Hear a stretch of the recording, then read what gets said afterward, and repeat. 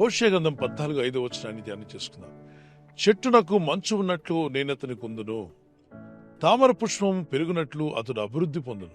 I will be as the due unto Israel, he shall grow as a lily.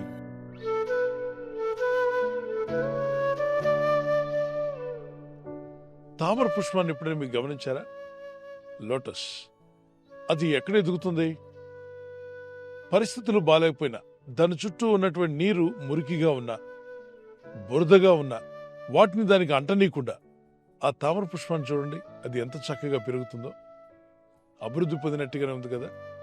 అంటే దాని స్థితిగతులను పట్టించుకోకుండా, ఎంత దుర్వాసన అక్కడ ఉన్నప్పటికీ వాటిని దానికి అంటకుండా అది ఎదిగి పెరిగినట్టుగా మనం చూస్తున్నాం. ఈ లోకమంతా కూడా పాపంతో నిండి ఉందని పరిశుద్ధ లేఖనం మాట్లాడుతుంది. ఆది ఆదాం మొదలుకొని నేటి వరకు అందరినూ అంతటా పాపం చేసి దేవుడు అనుగ్రహించే మహిమను పొందలేకపోతున్నారని వాక్యం సెలవిస్తుంది. రోమపత్రిక 3:23 మరి లోకమంతా పాపంతో నిండి ఉన్నప్పుడు మనం ఎలా పరిశుద్ధంగా ఉండగలం? మీ చుట్టూ ఉన్న స్థితిగతులు ఏ విధంగా ఉన్నప్పటికీ ప్రభు అంటున్నాడు, తామర పుష్పం పెరుగునట్లుగా అతని నేను అభివృద్ధి పరిచేదను అన్నాడు. ఎవరి గురించి మాట్లాడుతున్నాడు? దేవుని యందు విశ్వాసం ఉంచిన మనమంతా కూడా ఈ వాగ్దానాన్ని తీసుకొని ప్రార్థించండి. ప్రభా, నా పరిస్థితులు బాలేకపోయినా మీరు ఆశీర్వదించగల దేవుడు నాయన అని ప్రార్థించి మీ ఫోకస్ను దేవుని మీద పెట్టండి. అసలు ఆ పువ్వు యొక్క నేచర్ గురించి పరిశుద్ధమైన దేవుడు తన పరిశుద్ధ గ్రంథంలో వాగ్దానం చేశాడు. దాని చుట్టూ ఉన్నటువంటి మురుగునీరు ఎంత ఘోరంగా ఉన్నప్పటికీ తామర పుష్పాన్ని చూడగానే అందరూ అన్నిటినీ మర్చిపోయి ఆ పుష్పాన్ని గురించి మాట్లాడుకుంటారు. ఈరోజు పరిస్థితులన్నీ బాగుంటేనే నేను బాగుంటానని అనుకోవద్దు.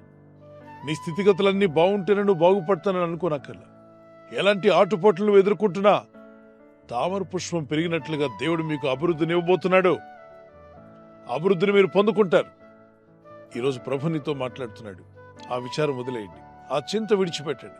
మీ స్థితిగతులు బాలేకపోయినా, మీరున్న పరిస్థితి బాలేకపోయినా దేవుని విశ్వాసం ఉంచిన మీరు అభివృద్ధిని మీరు పొందుకుంటారు. అయితే దేవునికి ఇచ్చే అభివృద్ధిని అడ్డుకునేది ఏంటో తెలుసా? నీ అవిశ్వాసం. మత్తయి సువార్త 13:58 వారి అవిశ్వాసమును బట్టి ఆయన అక్కడ అనేకమైన అద్భుతములు చేయలేదు.